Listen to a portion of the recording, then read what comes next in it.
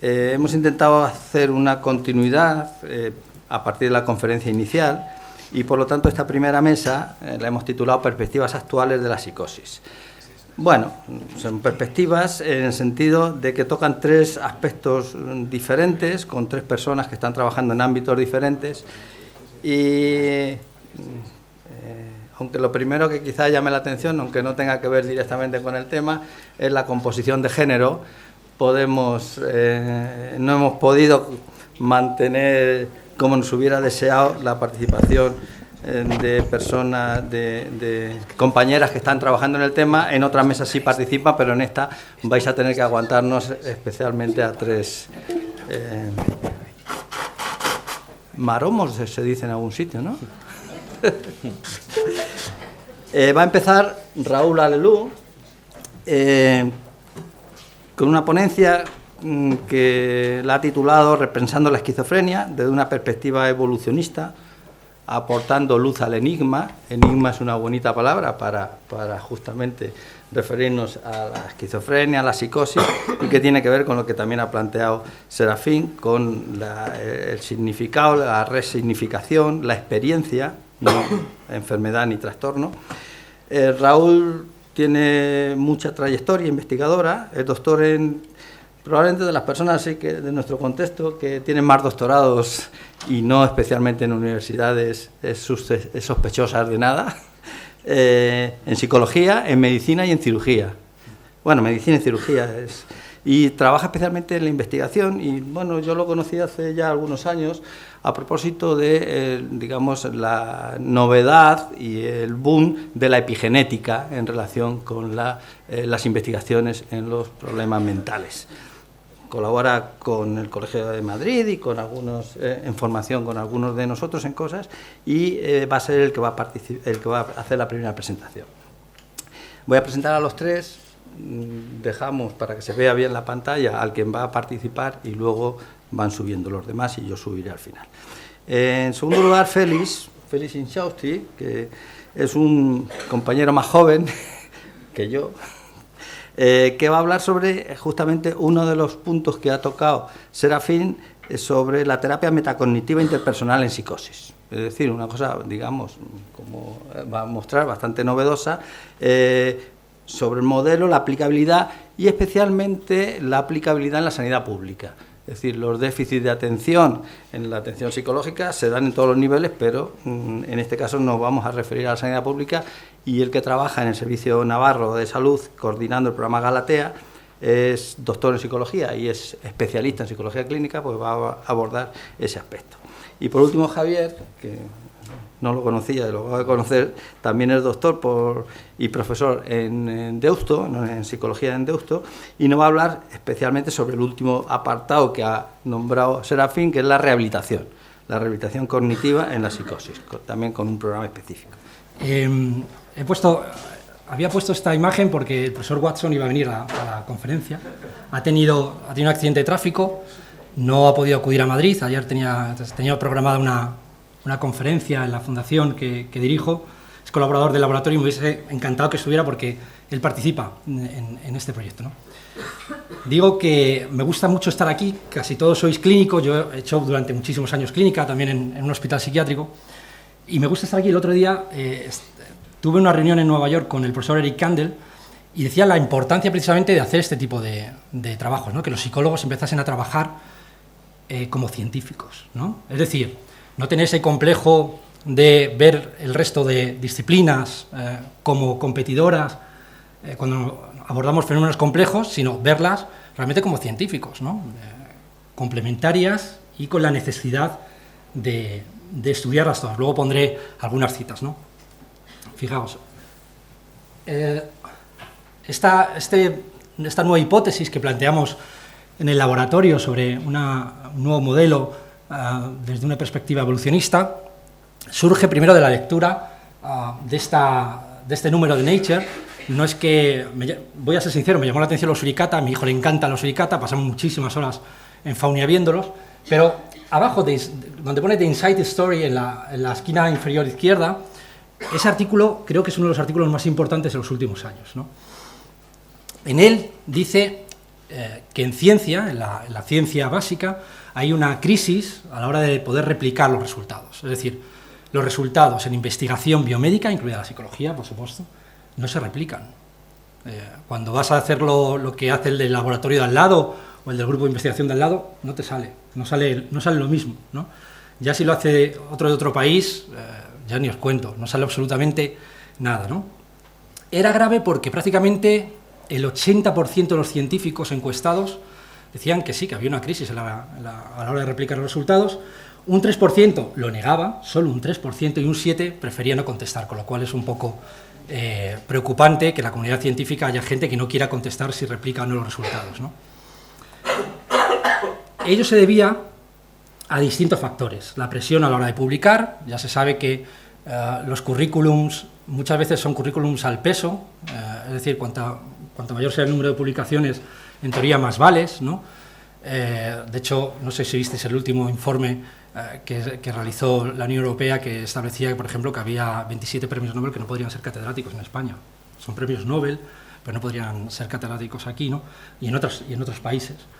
Otras veces era falta de diseño experimental, no se sabía cómo realizar un experimento, no se tenían hipótesis, y en muchos casos reconocían que es que había un fraude, que se mentía a propósito, ¿no? Que tú tenías unos datos y tú presentabas lo que te interesaba para poder sacar adelante una publicación, ¿no? ¿Esto pasa en la investigación en trastornos mentales? Pues sí. Este artículo de Mario Mag, uno de los teóricos más importantes, en mi opinión, de la psiquiatría de los últimos años, plantea, es muy interesante leerlo, es muy cortito, si para entender la fisiopatología de la esquizofrenia, si estamos en el camino correcto o no, ¿no? Y fijaos lo que dice, ¿no? Dice, se han presentado muchas teorías y descubrimientos como verdaderamente importantes y que rápidamente se han descartado. Dice, la acumulación de datos o de evidencia en esta área ya no se percibe más como un indicador de continuo incremento en el conocimiento, sino como un signo de confusión e incertidumbre. Es decir, pues para que os hagáis una idea, en PubMed se publican aproximadamente 5.000 artículos al año sobre esquizofrenia, 5.000 artículos al año, ¿no? Algo estamos haciendo mal cuando si se publican tantas cosas y tanta gente investiga, pues no se descubre prácticamente nada, ¿no? Nada significativo. Esto nos hizo pensar en nuestro laboratorio y empezamos a estudiar en bases de datos, pues qué se conoce realmente sobre la esquizofrenia, cuáles son los hechos que son replicables, ¿no? A lo largo del tiempo. Y empezamos a valorar, esta es una publicación que hicimos, pues desde estudios de epigenética, de genética, endofenotipos, qué se sabía y qué se necesitaba conocer sobre la neurobiología de la esquizofrenia. Luego hablaremos del término un poco de neurobiología, que es un poco controvertido y divertido. Al final, lo que nos dimos cuenta que teníamos que diferenciar lo que eran hechos de lo que eran mentiras, ¿no? Ahora que está tan de moda las fake news, pues en nuestro campo también hay muchas de estas, ¿no? Publicamos un artículo que no nos hizo muchísimos amigos, porque poníamos nombre y apellidos a los datos falsos que se publicaban en relación a la epigenética de los trastornos mentales, ¿no? ¿Qué es la epigenética? Yo creo que en este foro debería interesar, y a los psicólogos debería interesar, en tanto en cuanto en realidad somos científicos, ¿no? Fijaos, voy a destacar dos aspectos que creo que son importantes. El primero es que los mecanismos epigenéticos, luego veremos cuáles son, muy por encima, determinan el destino celular. Es decir, que una célula sea una célula cardíaca, un hepatocito o una neurona, depende de unas marcas químicas en nuestro ADN, básicamente. De manera que este artículo, que fue muy interesante, hicieron un análisis de 111 epigenomas, determinaron, no tengo aquí un puntero, pero no sé si con esto sí. Fijaos, la epigenética del cerebro es muy diferente de la epigenética de la sangre, por ejemplo. Completamente distinta. Es decir, esto en el mismo individuo, si evaluamos su epigenética en cualquier otro tejido, vamos a ver que las marcas son distintas, ¿no? Con independencia del tejido que estemos trabajando, ¿no? ¿En qué consiste la epigenética además? Bueno, básicamente se trata, hay varios mecanismos, el principal es la metilación del ADN, aquí lo podéis ver que corresponde a la presencia de grupos metiloquímicos en las citosinas dentro de los dinucleótidos, se llaman CGs, cuando a una citosina le sigue una guanina. De manera que, y eso es lo interesante, aquí tenéis el mismo gen, estos son los exones, las regiones que se transcriben, luego proteína. Bueno, pues en esta región, que es la región promotora, se enganchan una serie de factores de transcripción. Yo siempre se lo explico a los alumnos como si fueran una pista de aterrizaje de un avión. Si hay alguien con luces, los factores de transcripción lo ven, son capaces de poner unas señales y hay una enzima que los detecta y empieza a leer el gen. Y al final tienes una proteína. Es decir, aquí el gen estaría activo, como podéis ver, y aquí el gen estaría inactivo. ¿Por qué? Pues porque hay una serie de grupos metilo que se insertan en esta región de transcripción y el gen no se puede leer. Es decir, si imaginaos que es un receptor de serotonina, ¿no? Si no hay grupos metilo, ese receptor, esa subunidad del receptor, se transcribe y tenemos ese receptor activo. Si no, si hay grupos metilo, no hay receptor de serotonina, ¿vale? Por mucho que queramos hacer desde fuera, no hay receptor de serotonina, ¿vale? Fijaos, cuando empezamos a estudiar entonces la epigenética, que a mí como psicólogo me resultaba muy interesante, ¿no? Ver cómo los factores ambientales pueden incidir en nuestro ADN, cómo pueden activar y desactivar genes, de eso se trata, ¿no? Al final, empezamos a ver que había grupos de investigación muy prestigiosos, ¿no? El del profesor Guidotti, Grayson, Ruzicka, Harvard, Belmont, Chicago, muy interesantes, que hacían estudios, por ejemplo, sobre la metilación del ADN en pacientes con esquizofrenia, en cerebros. Fijaos, no están trabajando en sangre, que la epigenética es distinta, y hasta donde sabemos, las enfermedades mentales no están en el dedo gordo del pie, están en el cerebro. Con lo cual, si tú estudias la epigenética de la sangre, no vas a tener absolutamente nada. Si estudias en el cerebro, tiene sentido, ¿no? Bueno, fijaos que ellos establecían regresiones lineales para establecer esas correlaciones y decían que, allí lo tenéis, que los niveles de la enzima que va llevando estos grupos a un sitio y a otro correlacionaban positivamente y de manera significativa con el GAD, que está relacionado con las interneuronas, luego lo veremos, la relina y otros factores como de BDNF. El problema de esto es que cualquier estudiante de matemáticas de primero sabe que estas R's, fijaos, siempre nos fijamos en el p-value, ¿no? 0.009, tal. Esto todos los investigadores lo presentamos como, hombre, es que es significativo, ¿no? El problema de esas R's cuadrado es que ya os digo que eso indica que es azar, que es caos. O sea, no caos, perdón, azar. Es aleatorio. Realmente no hay correlación alguna, es mentira. O sea, esos datos son completamente falsos. No hay una correlación entre el ARN de la DNA metiltransferasa, ya os digo, esta enzima que va llevando y quitando grupos metilo, y el GAD, por ejemplo, ¿vale? Nos encontrábamos con que otros muchos artículos publicados en grandes revistas, pues claro, utilizaban muestras de sangre, con lo cual, pues, eran directamente falsos, ¿no? Daba igual si era esquizofrenia, trastorno obsesivo-compulsivo, depresión, ¿no? Nos daba exactamente igual, ¿no? En todos, eran grupos reconocidos a nivel nacional, internacional, eran todos completamente falsos. Bueno, entonces nos planteamos que teníamos un pequeño problema como laboratorio, ¿no? ¿Qué hacíamos? Lo que planteamos fue empezar desde el principio. Es lo que deberían hacer todos los científicos. Cuando te encuentras con un problema, empezar desde el principio y sin ponerte limitaciones, ¿no? Lo intentamos resumir en este artículo que publicamos hace muy poco en una revista que a mí me encanta además porque está dirigida a los estudiantes, muchas de ellas, ¿no? Para ideas para estudiantes, para gente que trabaja en ideas que llaman de frontera del conocimiento, ¿no? En ella partíamos de la base de dos conceptos importantes. Esto es un esquema el profesor lo ha citado antes, de Jim Van Os, en el que dice que, como sabéis, el ADN se transcribe en ARN, este a su vez en proteína, este establece estructuras celulares que se conectan, que nos permiten interactuar con el entorno y este a su vez influye sobre nuestro ADN, es decir, el entorno influye directamente sobre nuestro ADN, no solo la ingesta de sustancias tóxicas, por ejemplo, sino también el estrés, ¿no? Influye sobre nuestro ADN. Bien, luego estábamos ante un fenómeno que en teoría de sistemas además se denominan fenómenos complejos, que por definición no se pueden abordar de manera sencilla desde una única disciplina. Bueno, puedes dedicar 50 años, pero seguramente no hagas absolutamente nada, ¿no? y nos encontramos con lo que se denomina la paradoja evolutiva. Es decir, los genes esquizofrénicos, como se denominan, ¿no?, se mantienen a lo largo del tiempo.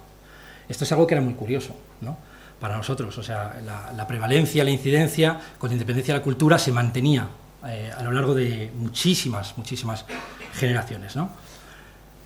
Y además, no se había respondido desde ningún modelo a una serie de dimensiones. Por ejemplo, las bajas tasas de fecundidad, prácticamente un 50% menos que la población que no tiene este diagnóstico. Las altas tasas de mortalidad, como decía el profesor, prácticamente un 10%, muchas veces por suicidio de los pacientes. La presencia de estresores ambientales y psicosociales, que, bueno, esto muchas veces son modas, ¿no?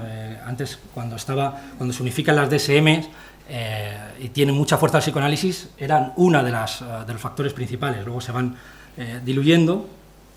La ausencia de correlatos biológicos, es decir, no hay un link biológico asociado a ningún trastorno mental, por eso son trastornos y no enfermedades, en el sentido de Sydenham, luego lo veremos, y la presencia de una sintomatología heterogénea, ¿de acuerdo? Es decir, había una serie de factores que no llegaban a explicarse, ¿no? Hay más. Estos creo que son los principales. Lo que nos planteamos es si era la esquizofrenia una forma de adaptación extrema. Además, esto no es nuevo, ¿eh? Es decir, es una forma de adaptación al entorno extrema. Fijaos, hay algo que es muy evidente, que es de sentido común, ¿no? Y además lo vemos en la experiencia, es algo empírico. Cuando nos enfrentamos a distintas situaciones, nuestros cerebros no funcionan igual, ¿no? Que no funcionen igual no quiere decir que no exista el cerebro. El cerebro existe para todos, ¿no? Pero no nos enfrentamos igual a esas situaciones. Esto lo describió muy bien Kurt Snyder.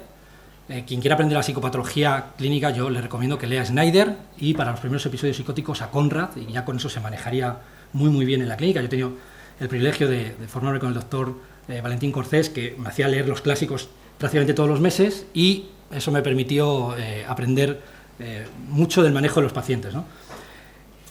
Snyder habla de reacciones vivenciales anormales. Hay reacciones vivenciales normales, ¿no? Muchas veces os habrá pasado, seguro, que si entráis a un sitio y os encontráis con gente, amigos vuestros, que de repente se ríen y os miran hacia vosotros, el primer pensamiento que genera vuestro cerebro, ¿cuál es? Que están hablando de vosotras, ¿no? Seguramente, a mí me pasa, ¿eh? Están hablando de mí. Entonces, es un poco paranoico, ¿no? Están hablando de mí, fíjate, luego a lo mejor lo puedes contrastar con la realidad y te das cuenta que no, pero es el primer pensamiento que uno tiene, ¿no? Una reacción vivencial normal. Las hay anormales, ¿no? Los trabajos de Jim Van Os, a los que hacía antes referencia el profesor, eran interesantes porque lo que se planteaba era, oye, ¿y este tipo de fenómenos psicóticos, de experiencias psicóticas, se dan en la población normal? Y lo que empezó a ver era que sí, que se empezaban a aparecer en poblaciones normales, pues escuchar voces, determinados trastornos del pensamiento, en población que funcionaba, en teoría, relativamente normal, ¿no? Tanto es así, bueno, este esquema no recoge toda la realidad, te llevaban casi al 60% en algunos casos, ¿no? Por eso decía antes el profesor que las líneas se colapsaban, porque es verdad que la gente decía, oye, a mí me ha pasado esto, ¿no? De manera que cuando uno se enfrenta a una situación, puede establecer el cerebro unas reacciones vivenciales normales, psicológicas normales, otras pueden ser anormales, otras pueden estar relacionadas con experiencias psicóticas, otras podríamos catalogarlas o clasificarlas como síntomas psicóticos, y un pequeño porcentaje como un trastorno psicótico, como esquizofrenia en este caso, ¿no? Vale, me queda poquito. Bien, esto explicaría las bajas tasas de fecundidad y altas de mortalidad, es decir, esto parece a priori incompatible, ¿no? Contradictorio, y la presencia de estresores ambientales y psicosociales. Es difícil en 20 minutos explicaros toda la idea, yo intento resumirla. Al final, uno en biología, cuando trabajas en biología, en psicología, en cualquier disciplina, si no lo haces a la luz de la teoría de la evolución, estás un poco perdido. Te estás perdiendo cosas muy interesantes, ¿no? Al final, la selección natural, lo único que le interesa, vamos a decirlo así, como mecanismo, es la supervivencia de la especie. Y para que la especie sobreviva, la mejor forma es diversificar. La mejor forma de que no perdáis vuestro dinero es diversificarlo, ¿no? En distintas fuentes. Esto es exactamente igual. La mejor forma de poder adaptarme a algo como mecanismo es diversificar. Así mi especie se mantiene, ¿no? Claro, pero ¿qué ocurre con los aspectos clínicos de la esquizofrenia? Es decir, nosotros no pensamos, ya os digo que esto que planteábamos antes no es nada nuevo. Esta parte sí, porque nosotros sí planteamos que es una enfermedad en el sentido de Sydenham, es decir, es una entidad nosológica independiente, una entidad natural en términos de Kraepelin, y hay una serie de aspectos clínicos que están presentes, y eso es real, eso es real. Fijaos, hasta la fecha todos los trabajos se han centrado en investigar o analizar la corteza cerebral, porque es ahí donde residen las funciones cognitivas superiores. Realmente no se ha encontrado nada, como os decía antes, todo es bastante contradictorio. Nosotros empezamos a trabajar desde hace ya bastantes años en otra estructura, en el tálamo. Es una estructura subcortical, para nosotros de gran interés, porque realmente representa la primera zona de paso de todos los estímulos sensoriales, bueno, también del olfato, aunque el olfato tiene una vía mucho más directa. Al principio, cuando se empezó a estudiar el tálamo, se pensaba simplemente que era, pues como está aquí, como una centralita de teléfono, es decir, le llegaba el estímulo y decía, tú que eres visual, pues a la corteza visual primaria, auditivo, tal, no sé qué. Luego se ha visto que no es así exactamente, que el tálamo procesa la información, esa información la envía a zonas de la corteza la recibe, la vuelve a enviar al tálamo, la vuelve a procesar, la vuelve a enviar a distintas regiones de la corteza y se producen fenómenos mentales, ¿no?, asociados a esa actividad. Lo curioso es que en el tálamo hay solo dos tipos de célula, principalmente dos tipos de célula. Una que envía la información, las neuronas de proyección, y otra que son como estos agentes de movilidad que todos hemos sufrido alguna vez y que espero que no tengáis familiares aquí porque no me cae muy bien, pero que te dicen, tú puedes pasar, tú no puedes pasar, tú haces esto, tú no lo... A veces de manera como un poco caótica, ¿no? Esas interneuronas hacen eso, no se sabe por qué, ni todavía se sabe cómo. Pero lo que sí que es cierto es que son las que determinan qué información llega a la corteza, cuándo se activa una neurona de proyección y cuándo debe estar en silencio, ¿no? De manera que lo que nosotros nos planteábamos era que había un problema en esas neuronas, en esas interneuronas, en la esquizofrenia. Cualquiera que haya visto clínica, los primeros episodios psicóticos, esquizofrenias además muy puras, en el sentido de debido a estresores ambientales, no por una ingesta, no psicosis tóxicas en este caso. Los pacientes te decían, y los familiares, bueno, pues que de repente era como si hubiesen desaparecido todos los filtros. Todo se oía, todo se veía, se tapaban los oídos, ¿no? Digamos, toda esa información llegaba de repente a la corteza. Nosotros lo que nos planteábamos era que esas interneuronas están fallando. Es decir, si esas interneuronas se callan, ¿qué es lo que ocurre? Que toda la información de los sentidos llega a la corteza. Al llegar a la corteza es un sistema físico que puede funcionar y trabajar bajo una serie de parámetros. Una vez que la inundas, deja de funcionar, ¿no? Os habrá pasado muchas veces cuando estáis cansadas, ¿no? Y tenéis que dar una conferencia, imaginaos, ¿no? Pues al final te terminas colapsando porque realmente es muy difícil mantener esos filtros, ¿no? En este caso todo funcionaría bien, ponemos siempre este ejemplo de esta carretera. De repente estos agentes de movilidad, estas interneuronas empiezan a fallar, ¿no? Empieza a provocarse un caos, ¿no?, en el sistema, y al final el cerebro tiene que buscar unas rutas que le permitan adaptarse. Es decir, nosotros lo que planteamos es que esa adaptación extrema al entorno, no todo el mundo puede enloquecer, solo unos determinados individuos que tengan esa predisposición, le permite adaptarse al entorno, le permite sobrevivir. En algunas culturas incluso son los sujetos principales, por ejemplo los chamanes, ¿no?, en algunas tribus, son sujetos principales, hablan con los dioses, creen que curan, aquí estarían ingresados, allí son el sujeto principal, ¿no? Luego, le permite una adaptación extrema al entorno. Y ya acabo con esta frase, siempre lo digo en entornos clínicos y en otros entornos de investigación básica.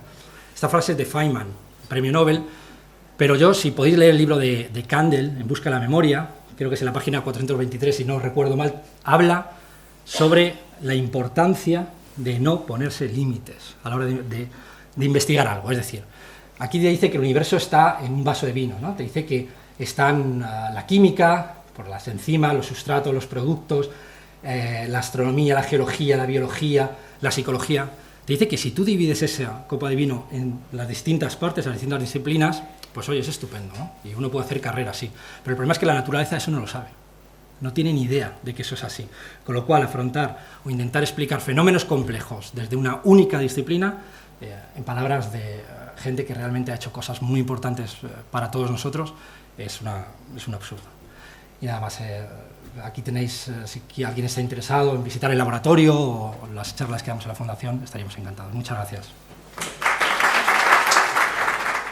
Bueno, muchas gracias por la invitación en primer lugar. A mí hoy me gustaría hablar de aspectos un poquito más técnicos. Me han gustado mucho las charlas anteriores porque también nos invitaban a reflexionar.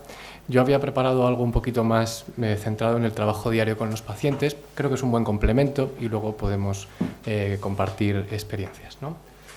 Como bien comentaba antes Juan Carlos, yo voy a presentaros un poquito, voy a plantearos algunas cuestiones relativas a una terapia, que es la terapia metacognitiva interpersonal. Hace unas semanas, mi mujer me invitó a un restaurante de sushi muy famoso que hay en Logroño, estrella Michelin, y bueno, la comida eran 2 horas y era un grupo pequeño, éramos 10 personas, era el estilo tradicional japonés, y durante toda la comida el hombre era muy tranquilo, nos iba explicando, y siempre incidía mucho en el tiempo que había necesitado para conseguir, por ejemplo, que el arroz quedara en el punto exacto. Y, por ejemplo, nos decía que había tardado 5 años en conseguir que la cocción del arroz fuera el perfecto. Os voy a confesar que mi primer pensamiento frívolo fue, este tío es un flipado, ¿no? Porque todo el tiempo, 10 años para conseguir que el salmón quedara de tal manera. Y mi mujer y yo nos mirábamos y decíamos, pues bien, vale. Luego el segundo pensamiento ya fue un poquito más de psicólogo, ¿no? Dije, bueno, esto pues tiene pinta de un trastorno obsesivo-compulsivo de la personalidad, porque además el hombre decía que no podía casarse, no podía tener familia, porque él se dedicaba única y exclusivamente a su restaurante. Pero luego, al rato, cuando yo volvía hacia casa con mi mujer, me paré a preguntarme cuánto tiempo había necesitado yo para poder, por ejemplo, realizar una terapia como la que os voy a hablar. Y la respuesta fue 8 años. 8 años en los que, directa o indirectamente, toda la formación académica, personal y más profesional he necesitado o hemos necesitado el equipo de trabajo, en concreto hablo de mí, para desarrollar un poquito esta terapia. Entonces, sí que esto es un aspecto importante. El tiempo que uno necesita para poder desarrollar tratamientos también es importante. Bueno,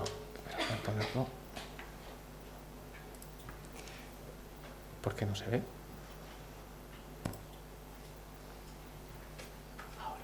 Bueno, también comentar que el trabajo no es solo, yo estoy aquí de cabeza visible, pero todas las personas que vemos aquí han participado en el proyecto, en el ensayo clínico de los que os voy a hablar, ¿vale?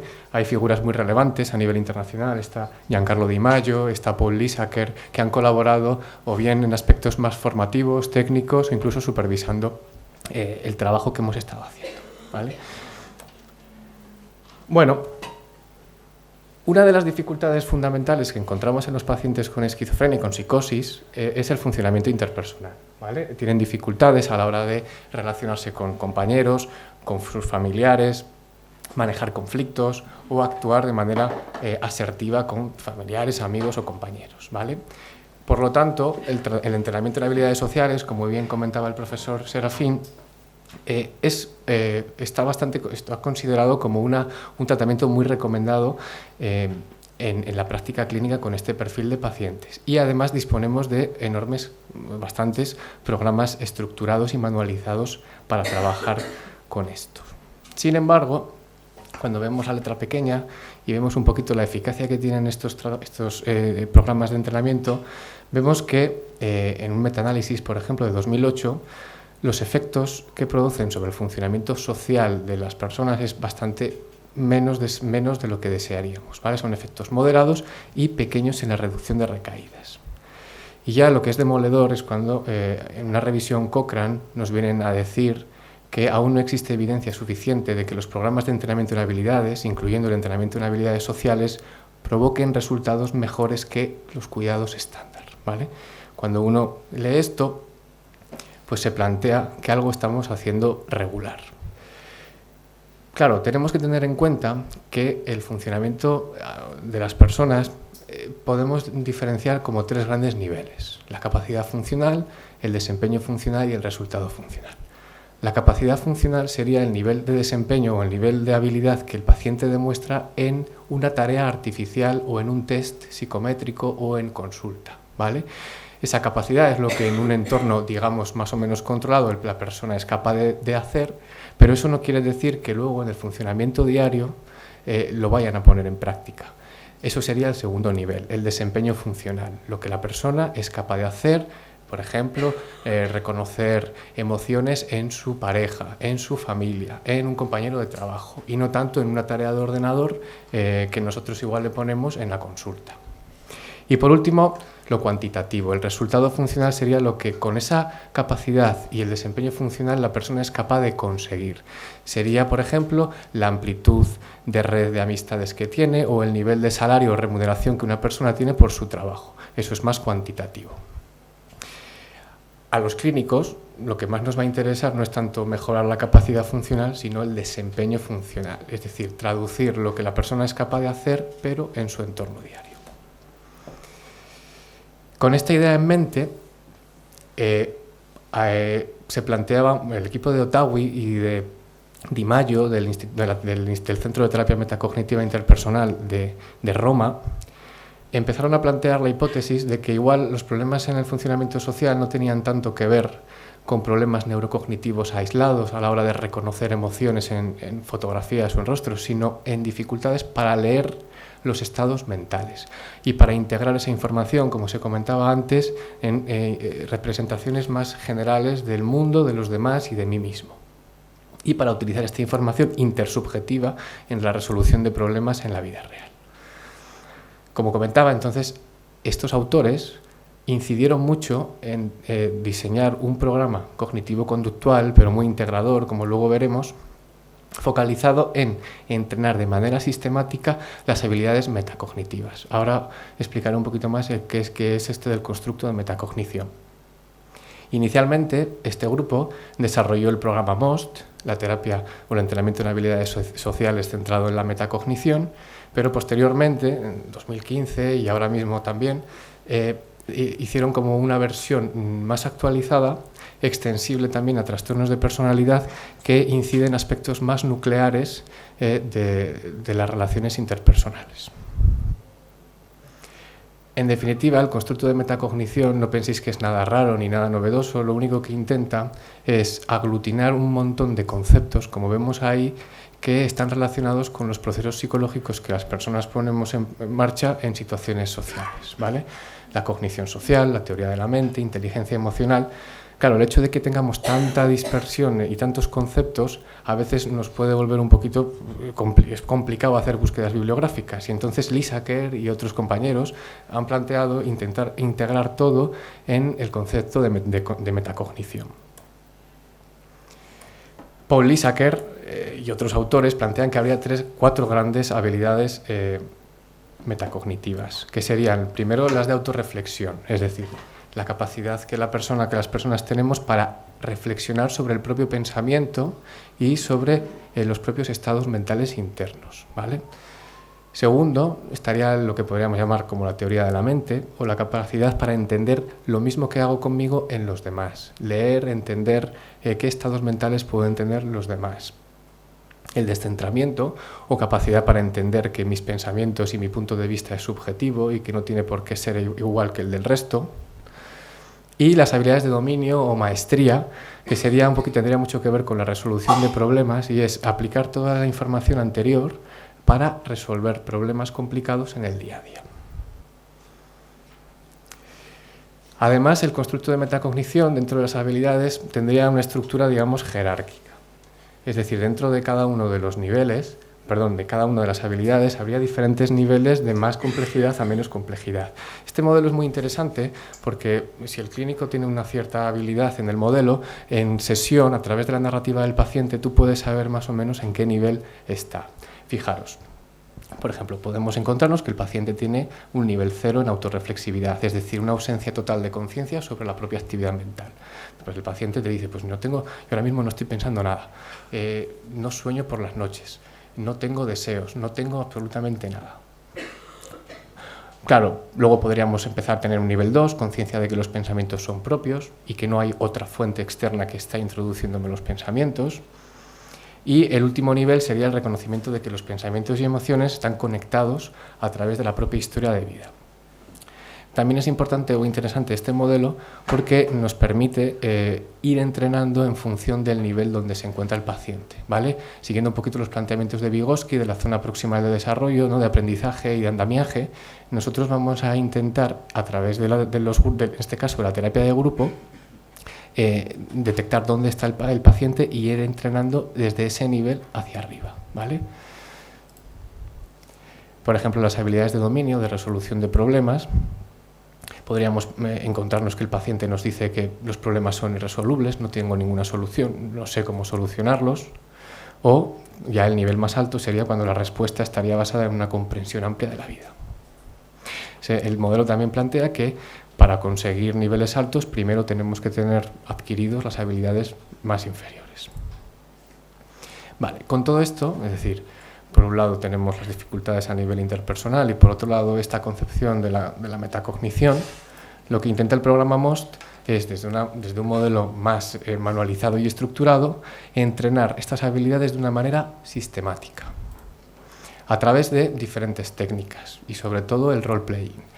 Pero el role-playing no solo con situaciones artificiales que podamos plantear nosotros, sino con situaciones que los pacientes nos traen.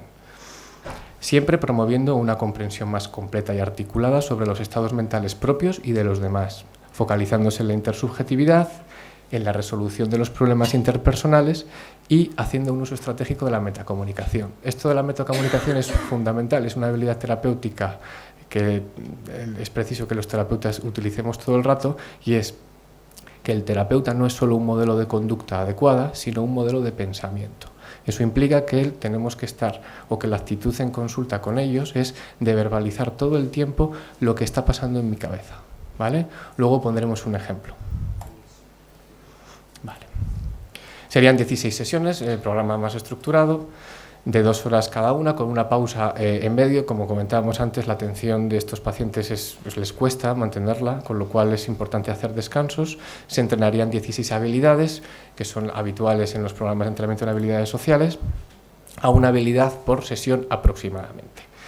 Os voy a enseñar un poquito cómo debe ser esa metacomunicación del terapeuta, ¿vale? Para ello los autores diseñaron el modelo MATER, que son las siglas de marcador, es decir, signos que ve el terapeuta en el paciente, las señales, el pensamiento automático, la emoción y la respuesta, ¿vale? Como no tengo mucho tiempo, voy a leer ideas fundamentales, pero sí que igual esto es importante, ¿no? Diría, por ejemplo, Juan: en primer lugar, te felicito por cómo has realizado el ejercicio, a pesar de sentirte nervioso, algo que, por cierto, es totalmente comprensible, teniendo en cuenta que yo también hubiera sentido cierta vergüenza. Esto sería un feedback de validación.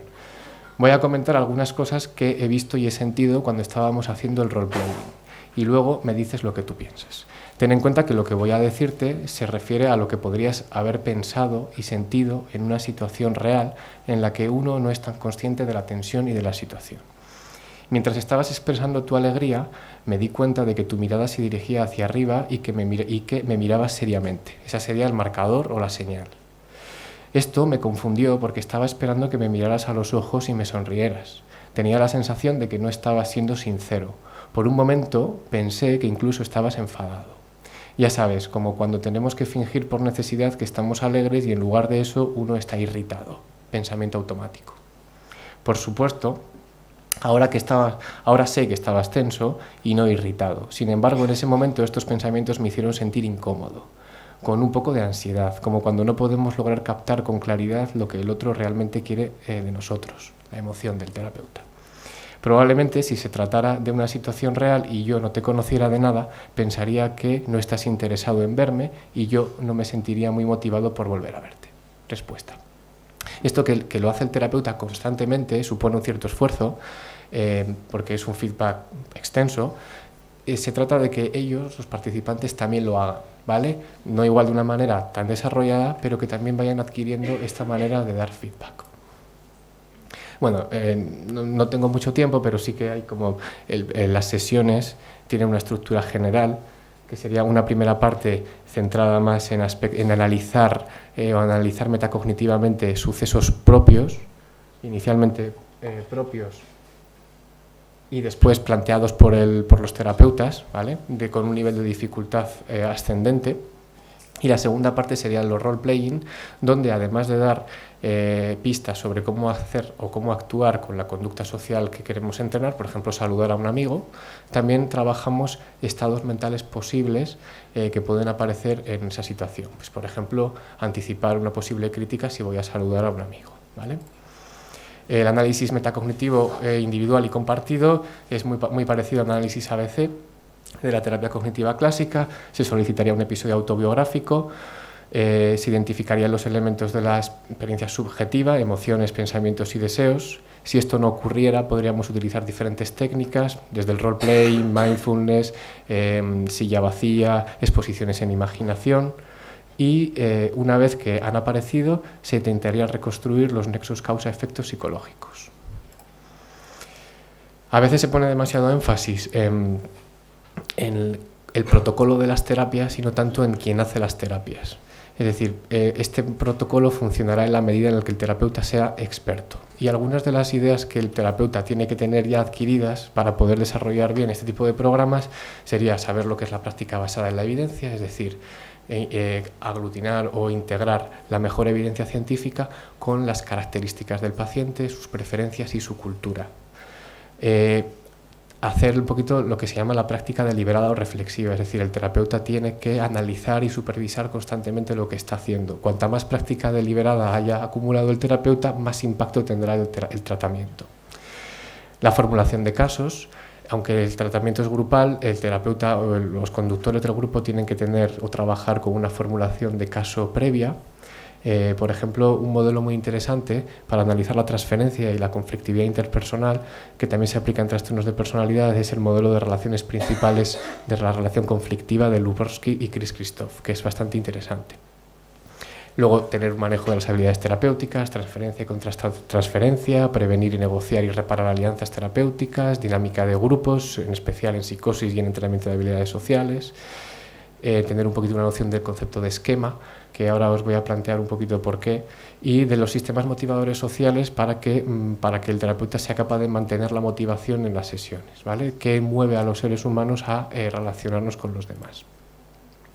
Esta tabla, que se publicará en el próximo libro de tratamiento de psicosis que está dirigiendo Eduardo Fonseca, lo que viene a plantear es que tenemos que tener un modelo muy claro de la enfermedad, del trastorno mental y de la psicosis.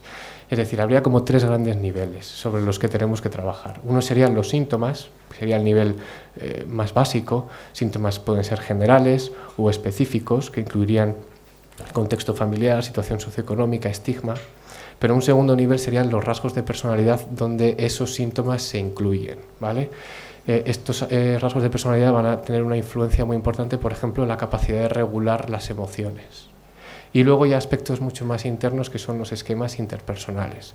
Los esquemas interpersonales serían el resultado de procesos metacognitivos, es decir, de cómo día a día la persona va interpretando lo que va ocurriendo y se van desarrollando diferentes esquemas. Un poco en la línea de la terapia de Jung de esquemas, ¿vale? Pues pueden ser pacientes con esquemas de desconexión y rechazo, es decir, personas que anticipan todo el tiempo que van a ser rechazadas, o que tienen límites inadecuados, por bien porque piensan que son grandiosos, o todo lo contrario, tendencia hacia el otro, subyugados, dependientes, sumisos, ¿vale? Es importante que tengamos en cuenta todo esto, porque lo que nos va a interesar, aparte de entrenar habilidades sociales, es trabajar estos esquemas interpersonales que están afectados. Brevemente, ya voy terminando. Durante el 2014 y 2017 realizamos en la sanidad pública un ensayo clínico aleatorizado comparando la efectividad de este programa con un entrenamiento en habilidades sociales más clásico de tipo conductual, ¿vale? Lo que hicimos fue asignar aleatoriamente a los pacientes en los 2 grupos para recibir 16 sesiones de MOST o 16 sesiones del entrenamiento convencional. Les evaluamos en funcionamiento interpersonal, en metacognición, en síntomas positivos y negativos y en estado de ánimo y ansiedad, ¿vale? Bueno, no me extiendo demasiado, pero los resultados pues fueron bastante interesantes, porque lo que se vio, así en resumen, es que MOST ambos programas provocaron mejoras, pero a los 6 meses de seguimiento vimos que los participantes del grupo MOST mantuvieron casi lo que habían aprendido al finalizar el grupo, y sin embargo los del grupo más conductual volvieron a puntuaciones muy similares a las del pretratamiento. Es decir, parece que trabajar estos aspectos a corto plazo igual no tiene un efecto espectacular, pero sí a los 6 meses de intervención, ¿vale? También es importante valorar el impacto subjetivo del programa, es decir, también pasábamos encuestas de satisfacción, donde les decíamos pues, si estaban disfrutando las sesiones, si les resultaba útil y si se lo recomendarían a otra persona que estuviera en su situación. Y vimos que el enfoque metacognitivo parece que, sobre todo, influía mucho en la percepción de utilidad sobre el funcionamiento social diario. Es decir, fijaros que a partir de la sesión 8, MOST se dispara y la percepción de utilidad es superior en este tipo de programas. Probablemente porque el paciente se da cuenta de que el nivel de análisis es mucho más profundo. Terminando, las conclusiones serían un poquito, pues este tipo de entrenamiento está bien aceptado y es efectivo, sobre todo al nivel de incrementar el número de actividades y contactos sociales que hacen y de que presenten comportamientos más adaptados en situaciones interpersonales. Lo que os comentaba, parece que además produce resultados más estables en el tiempo. Y podríamos pensar que esto podríamos extrapolarlo a otro tipo de tratamientos, es decir, esto que hemos hecho en habilidades sociales lo podríamos hacer en otro tipo de programas pues estructurados, ¿vale? Limitaciones. Bueno, es necesario replicar los resultados de este estudio, sería interesante hacerlo en pacientes más jóvenes, porque la muestra que utilizamos eran de pacientes ya rondando los 35-40 años, en primeros episodios, en pacientes incluso que no tengan, que dentro del espectro estén más en el clúster A de rasgos de personalidad, esquizotipia, y examinar si la metacognición es realmente el mecanismo del cambio en el funcionamiento interpersonal, controlando también las variables neurocognitivas. Es decir, debido a la complejidad, entre comillas, que tiene el programa, sería importante que los pacientes con dificultades a nivel de memoria, prospectiva, de atención o de velocidad de procesamiento, previo a incluirse en el grupo, recibieran algún tipo de rehabilitación neuropsicológica. Y también examinar un poquito el efecto que este programa tiene combinado con otros tratamientos. En la práctica asistencial en el ámbito público, incidir bastante en que desarrollar este tipo de tratamiento requiere una formación altamente especializada, ¿vale? Con profesionales en la sanidad pública que tengan una formación, digamos, de gran calidad. Y aquí la formación PEER consideramos que es fundamental que puedan recibir una formación de gran calidad, ¿vale? Y también podríamos plantear que en todos los dispositivos, en el continuo asistencial y de gravedad, podríamos promover el desarrollo sistemático de estas habilidades metacognitivas, desde las unidades de agudos hasta los centros residenciales de media y larga estancia, ¿vale? Y esto es todo. Gracias.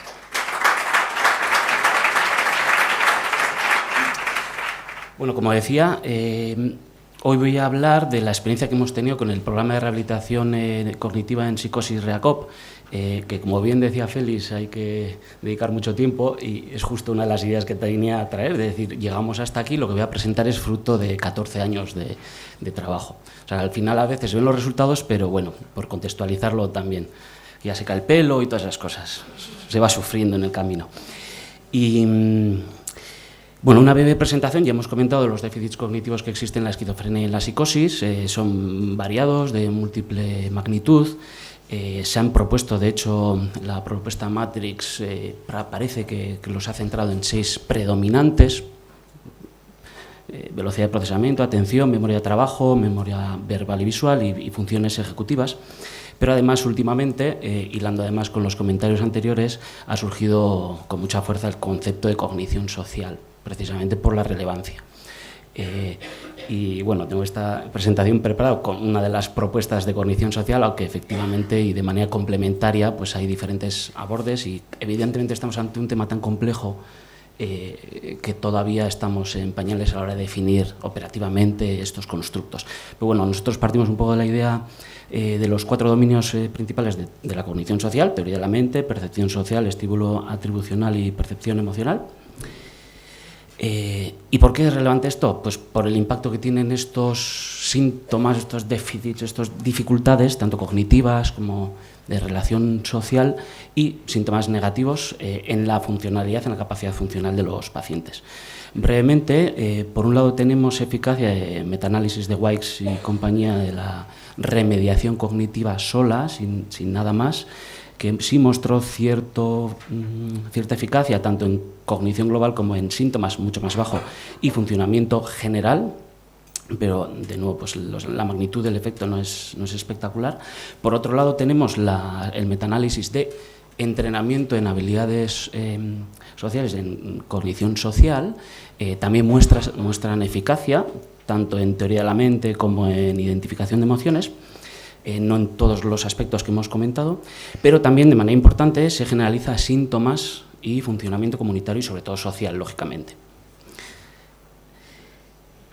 Y es más reciente cuando han empezado a aparecer desde este ámbito de la rehabilitación enfoques que tratan de ser un poquito más integradores, teniendo en cuenta estos ámbitos de actuación, unas pinceladas de algunos, como son el Integrated Neuropsychological Therapy del equipo de Roder y de Müller, con resultados muy interesantes, tanto en síntomas negativos como cognición social y funcionalidad, GAF, ¿vale?, la escala.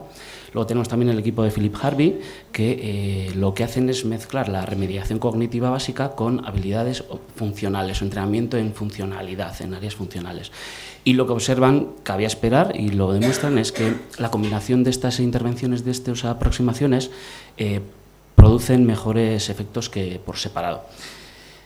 Y por último, este también es muy interesante, mezclan el entrenamiento en cognición social con la intervención en cognición básica, vamos a llamar, o cognitive remediation. Y de nuevo encuentran también mejoras superiores a los tratamientos únicos, como cabía esperar.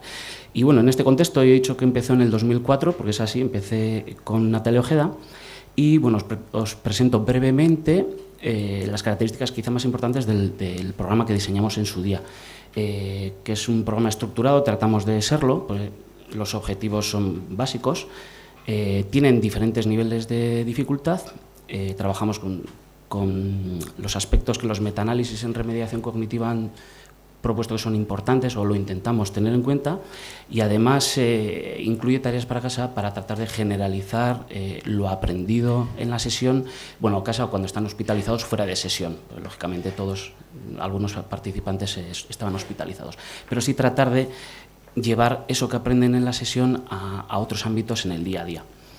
Y los módulos, bueno, tenemos una serie de módulos, por llamarlo de alguna manera, que tratan la cognición básica, atención, memoria, lenguaje, funciones ejecutivas, y luego cognición social y habilidades sociales, justo dentro de esquizofrenia, porque luego os comentaré que hemos utilizado este programa también en otras patologías, que es, creo, interesante, porque de alguna manera respalda la seguridad de que más o menos funciona.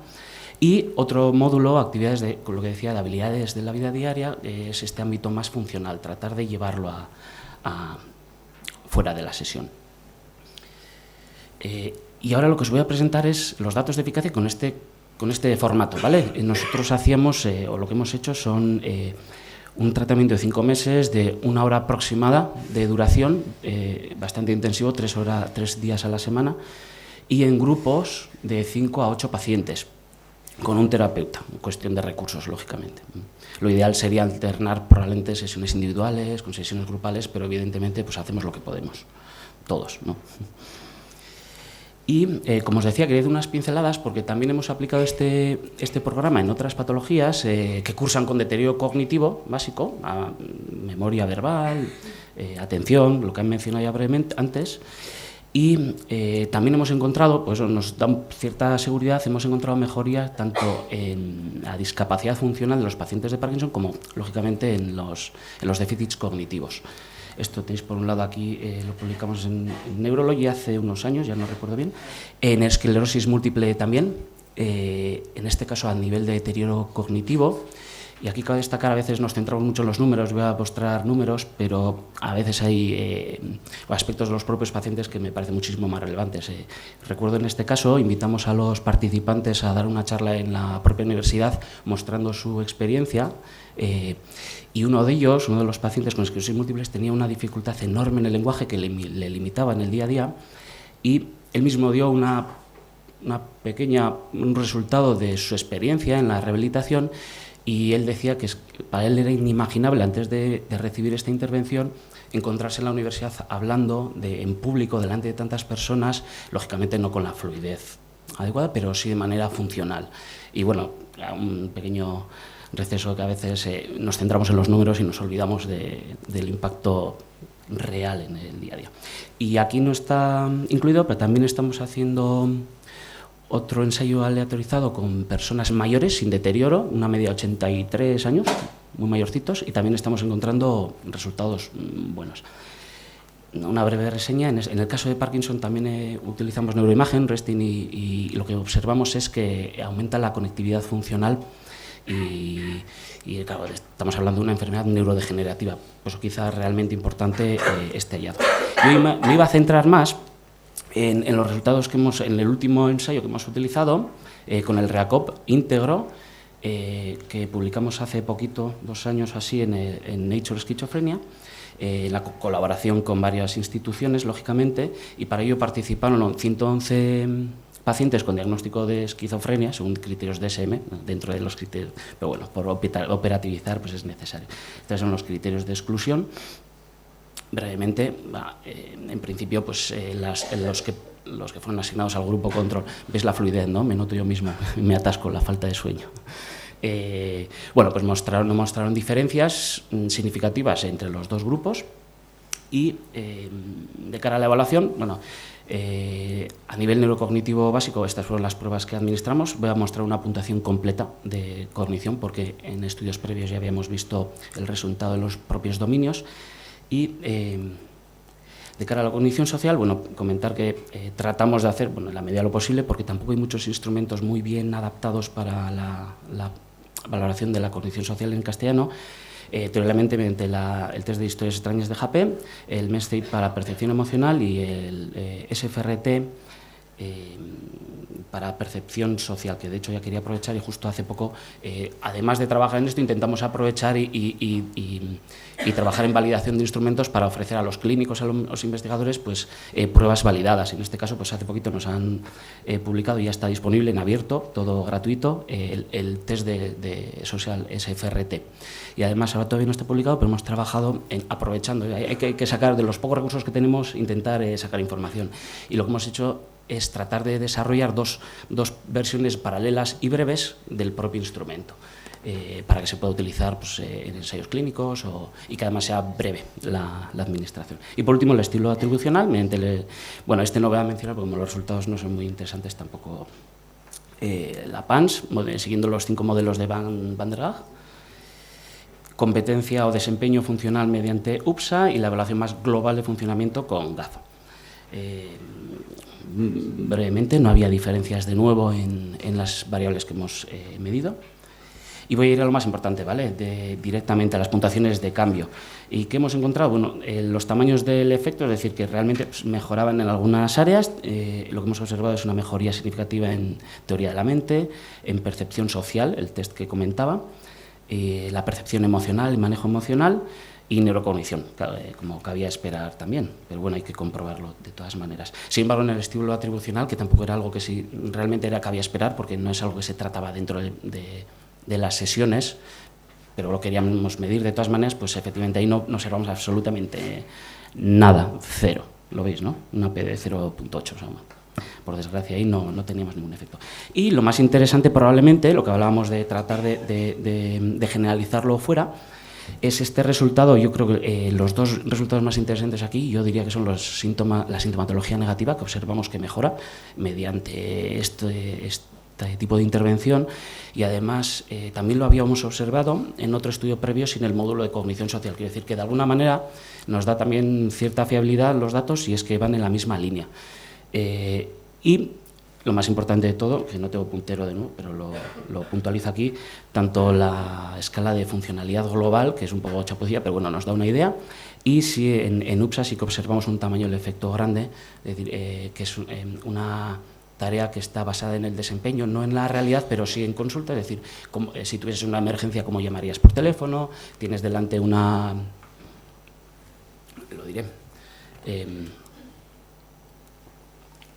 serie de líneas de metro, ¿cómo harías para ir a no sé dónde podrías encontrar bueno, pues está medio camino en el resultado funcional distal y las pruebas neuropsicológicas, pero que es muy importante porque es objetivo, es bastante relativamente objetivo, se basa en el desempeño. Entonces eso es lo que observamos. Sin embargo, una serie de limitaciones, pues las tareas son de papel y lápiz, puede ser bueno y malo. No hemos hecho seguimiento, este es el gran debe, y además, y cojo el hilo de lo que habéis comentado antes, y es un debe que tenemos nosotros los psicólogos, y estamos en un contexto en el que lo podemos decir, y yo creo, y yo me autofustigo también, y es que tenemos que demostrar que somos eficaces más allá. Yo creo que lo que compran las administraciones es, si no tocas el dinero, no. Entonces comparto la opinión de que es un debe que tenemos, yo creo, como colectivo, que tenemos que demostrar que, y lo creo de verdad que es así, que nuestras intervenciones realmente reducen el costo sanitario, aparte de, lógicamente, el impacto que tienen en los familiares y en los propios pacientes. Pero es un debe. Ahí, por ejemplo, en los equipos de Tilwise, de Gran Bretaña, sí que nos llevan muchos años de recorrido y muchos kilómetros de distancia en la evolución, pero bueno, yo lo lanzo y también me fustigo porque es una autocrítica. Bueno, no sé cómo vamos de tiempo, voy un poco acelerado. Vale. Entonces, bueno, una de las teorías que planteábamos es que, claro, como lo que hacemos, tenemos una intervención grupal, el tema de trabajamos también a nivel grupal, no lo hacemos a nivel individual, y probablemente tanto eso como las tareas para casa lo que haga es que podamos observar esa cierta transferencia a sintomatología negativa, por ejemplo, que no tratamos directamente, o a la discapacidad funcional. Pues bueno, es una hipótesis, Entonces, claro, en este contexto nos planteamos, bueno, pues parece que funciona, pero lo ideal será identificar qué mecanismos son, o sea, esos pasitos pequeñitos, intentar darlos en la medida de lo posible en la dirección correcta, en la medida de lo posible, y ver qué mecanismos son exactamente los que nos ayuden a entender por qué mejoran a nivel de la capacidad funcional de estos pacientes. Con la idea, lógicamente, pues de optimizar, de reducir el tiempo de intervención, el costo económico, de tiempo, y bueno, ya os podéis imaginar. Entonces, lo que nos planteamos en este caso fue, bueno, teníamos estos datos, y plantearnos a ver cuáles de estos cambios significativos que vemos, aquí ya está más, en vez de neurocognición total, pues está dividido por áreas, son los que explican el cambio en la funcionalidad mediante modelos mediacionales. Es decir, bueno, ¿a través de qué cambio, cuáles son los que explican realmente que mejoren estas personas en su capacidad funcional o en el desempeño funcional? Y de todas estas, lo que observamos es que en el cambio en la GAF, en la mejoría en GAF, lo explicó, o lo hemos encontrado en nuestros datos mediante la mejora en velocidad de procesamiento, mientras que en el caso de UPSA fue mediante la memoria verbal. Nos sorprendía realmente que no estuviesen ni los síntomas negativos ni la cognición social, pero bueno, esto hay que tomarlo con pinzas, estos datos, porque son propios de nuestros datos con este modelo de intervención, que no tiene por qué ser extrapolable, ¿vale? O sea, pero bueno, quiero decir que la idea es ir dando pasos en ese ámbito para no solo eso, sino perfilar o buscar qué perfiles basales son los que más se aprovecharán de estos tipos de intervenciones, que lógicamente son complementarios, lo hilo, y cuáles se nos quedan fuera, para precisamente tratar de, pues en los resistentes a tratamiento farmacológico, lo mismo, buscar estas personas o estos perfiles que, a pesar de intervenir con ellos con este tipo de intervenciones, no mejoran. ¿Qué está pasando? Porque también requieren quizá mayor atención y también investigar o buscar soluciones. Y bueno, estas serían las líneas futuras de investigación. Comentar también que también estamos llevando ahora a cabo otro estudio tratando de combinar, viene al hilo de la actividad física, estamos tratando de ver qué ocurre cuando combinamos este propio programa con actividad física en los pacientes. Está en proceso, no sé todavía cuándo que saldrán, y bueno, a ver, dentro de unos años veremos los resultados. Yo soy optimista. Y nada, de nuevo, agradecer a las personas participantes y, como os decía, pues compenso aquí el tema de género virtual, pero bueno, muchas gracias por vuestra atención. Abrimos un turno de palabras, preguntas u opiniones o comentarios no muy largas para que nos dé tiempo al mayor número de personas posible, y a las 12:30 descansamos. El micro está por ahí y funciona también, ¿no? Bueno, pues ahora solo falta manos de personas que quieran comentar algo, preguntarle. Os recuerdo, ha empezado hablando Raúl sobre el tema de la epigenética y la relación entre el ADN y la influencia del medio ambiente. Félix con una terapia justamente metacognitiva para un poco integrar aspectos en la práctica de la sanidad pública, y en el aspecto rehabilitador Javier Peña, en representación del grupo del País Vasco. Preguntas a cualquiera de los tres, recordáis un poco las exposiciones para que aclaren algunos aspectos. Podemos dar un poco de azúcar para... Pero vamos, el café viene seguro, ¿eh?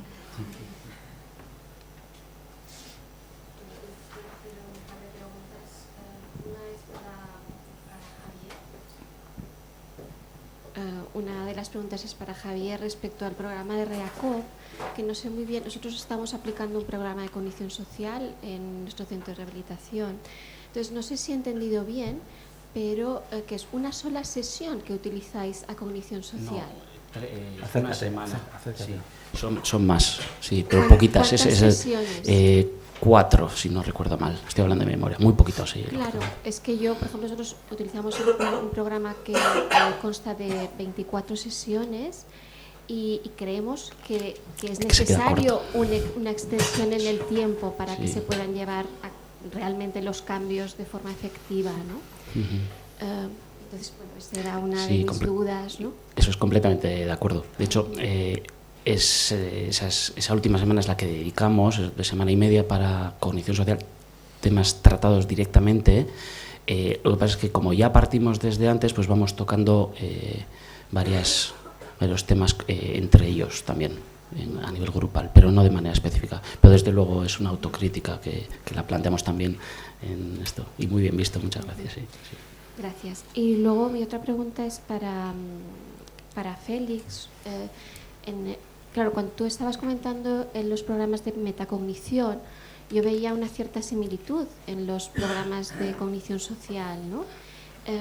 Entonces, claro, aquí se me ocurren dudas, ¿no? Preguntas.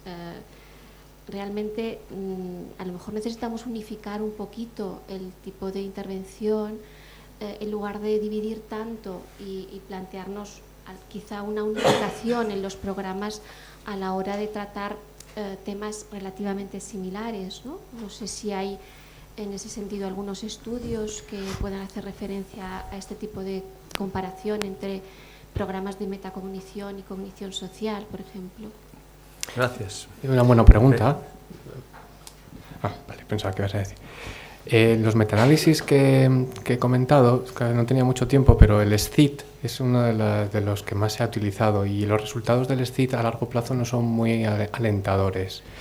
La concepción un poquito que nosotros tenemos del entrenamiento de habilidades sociales es que no tenemos que utilizar ordenadores. O sea, no tenemos que utilizar ordenadores porque el paciente no va a tener en su día a día que enfrentarse a situaciones de ordenador, sino que va a tener que ir a la panadería, va a tener que estar con su familia. Entonces nosotros creemos que el entrenamiento de habilidades sociales debe realizarse en situaciones lo más similares posibles a lo que se van a encontrar en su día a día.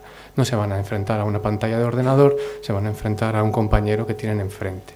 Esto no es una crítica, porque el SCID puede ser un buen complemento. Podemos utilizar SCID o tratamientos que utilicen más TICs, ¿vale? Nuevas tecnologías. Pero sí que nosotros abogamos por entrenar las habilidades sociales en grupo con un terapeuta que vaya un poquito tratando de hacer que los resultados se generalicen lo máximo posible a su entorno real. Y esa es un poco la obsesión que en el grupo de metacognición tenemos, ¿vale? Sí que también en los role-playing insistimos mucho en que los pacientes traigan situaciones pasadas, presentes o que puedan ocurrir en su futuro. Por ejemplo, nosotros teníamos un paciente que tenía un conflicto con su hermano, muy importante, porque el hermano se había puesto enfermo y le había pedido a este chico que estaba en el grupo que le acompañara al médico. pero él no había ido, ¿vale? Se había quedado dormido y no había ido, y entonces él tenía que enfrentarse a esa situación por la tarde. Entonces él en el grupo trajo esa situación y hicimos un teatro donde uno de los compañeros hacía de su hermano y trabajábamos con una situación in situ real que el paciente iba a tener en las 2-3 horas de salir del grupo. También podemos utilizar situaciones pasadas, es decir, intentamos utilizar cosas que sean relevantes para el participante del grupo y no tanto sugeridas por un programa de ordenador, que sí que es cierto que son buenas situaciones, es decir, muchas de las situaciones que se plantean en programas como el STIT son reales, pero más individualizadas. Entre modelos... No entre modelos de habilidades sociales y modelos de metacognición, sino entre modelos de cognición social y modelos de metacognición. Ahí es donde yo veo la similitud, donde se utilizan teoría de la mente, atribuciones, conocimiento de roles sociales, ¿no?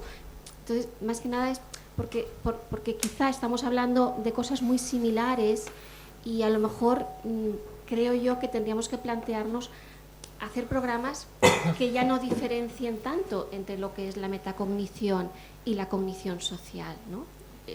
Yo no me estaba refiriendo a cuestiones meramente cognitivas, que esos son programas que van a lo mejor por otro lado, que también serían necesarios, sino específicamente de lo que haga referencia a todos los aspectos relacionales y metacognitivos en la relación, ¿no? No sé, quizá no me había explicado. No, sí, además esto en el capítulo que Serafín, hay un capítulo de esto en el manual de evaluación de psicosis que dirige Eduardo Fonseca. Lo que cuando uno revisa la literatura se da cuenta de que el término de cognición social se ha utilizado sobre todo para tareas que evalúan el nivel de precisión a la hora de emitir juicios sobre situaciones sociales, por ejemplo, percepción de rostros. Y el concepto de metacognición parece que sea eso es, parece que tiene más que ver con la resolución de problemas en situaciones sociales. Sí, pero bueno, okay, te entiendo, pero que es que va más allá de eso. Vale, gracias. ¿Alguna pregunta más? Sí, por favor, pasa el micro aquí. A él, perdón. Una pregunta para el tercer ponente, para Raúl. Quería preguntarte tu opinión a la luz de tus investigaciones y tu trabajo. ¿Qué piensas sobre esto? Si es posible que los niveles de dopamina, serotonina, etcétera, puedan modificarse simplemente por situaciones ambientales o emocionales de la persona, sin fármacos. Pues muchas gracias. Sí, fíjate, la farmacología es una vía directa de modificación de cualquier vía de neurotransmisión, pero lo que demuestra la epigenética es que factores ambientales también pueden modificar la expresión de los genes que regulan esos neurotransmisores, ¿no? Nosotros lo vemos, nosotros trabajamos con cerebro humano directo de intervenciones in vivo, con neurocirugía. Para otro tipo, les hacen otro tipo de intervenciones, por ejemplo, estimulación cerebral profunda, y aprovechamos para coger un pequeño trocito de la corteza y luego hacemos una biopsia de la piel del paciente y las células de la piel las transformamos en células madre y luego las convertimos en neuronas y estudiamos cómo el ambiente, del propio ambiente del celular, puede modificar las rutas, ¿no?, de neurotransmisión, y claro que las modifica. Cuando hablamos de estrés celular, si hablamos de estrés de la vida, evidentemente, por eso esos factores estresores psicosociales son fundamentales y seguro que modifican redes neuronales, segurísimo, vamos. Me queda la teoría de déficit de dopamina, serotonina, que justifica la aplicación de fármacos de manera crónica. Por lo que decía antes, realmente cuando nosotros planteamos esta hipótesis de trabajo, porque luego nosotros trabajamos, daros cuenta que lo llevamos, parece un reduccionismo biológico, pero no es exactamente así. Lo que pasa es que al final puede haber una explicación biológica, un correlato biológico a lo que está ocurriendo, ¿no? Lo que planteamos es que ese déficit, la esquizofrenia realmente supone una enfermedad para el sujeto. Es decir, el sujeto empieza a tener alteraciones cognitivas, alteraciones en distintos dominios que vienen dadas seguramente por alteraciones neuroquímicas, estarán reguladas de alguna forma por alteraciones neuroquímicas. Lo podéis ver si leéis casos de degeneración hepatolenticular del síndrome de Wilson. Vais a ver que simplemente la acumulación de ceruloplasmina provoca síntomas psicóticos muy parecidos a la esquizofrenia que se confunden. Cualquier clínico los confundiría. Cualquier clínico. Es decir, hay algo biológico que puede provocar también ese tipo de síntomas. Luego, realmente es un coste que tiene. O sea, nosotros lo que planteamos es esa adaptación tiene un coste. Y ese coste es una degeneración de diferentes dominios cognitivos, ¿no? Te permite sobrevivir como especie, pero tiene un coste asociado, ¿no? El otro día lo hablábamos con unos biólogos que trabajan en evolución, en teoría de la evolución. La epigenética está muy relacionada con la marca, a veces lo relacionan con la marca, no es exactamente así, pero decían, por ejemplo, el tema de las jirafas, ¿no? Porque tenían, digamos, esa estructura más alargada y decían que, bueno, que es que tenían que comer y realmente hay genes que se van activando y se modifican por el ambiente para que pueda llegar ahí. Ahora, tiene un coste, que les veían los depredadores mucho más. Entonces, la naturaleza lo que hace es que aumentaba la tasa de reproducción de este animal para que pudiera sobrevivir. O sea, todo tiene un coste, toda adaptación tiene un coste. Y en este caso planteamos que la esquizofrenia tiene ese coste. Muy bien, gracias. Un par de preguntas más. Serafín. ¿Tú habías pedido? Sí. No, por atrás. No, vale. Serafín, sí. No, más que nada es para hacer alguna reflexión al respecto. Con respecto a lo que tú comentas, Raúl, dicho en pocas palabras, en realidad las terapias psicológicas modifican la estructura cerebral. Esa es la cuestión. Es decir, que el software modifica el hardware. Esa es la cuestión. O sea, que eso es lo que mantiene la utilidad de las terapias psicológicas. La rehabilitación es un proceso psicológico, pero que a la postre también tiene sus implicaciones somáticas. ¿Estás de acuerdo? Sí, completamente de acuerdo. Vale. Y luego, con respecto a la metacognición, que antes se hablaba aquí, vamos a ver, yo entiendo que el problema metacognitivo está en la esencia de la psicosis. Dicho claramente, es decir, si yo me muevo, esta es una conducta motora, pero si yo pienso porque me estoy moviendo, eso es lo que se llama metaconducta.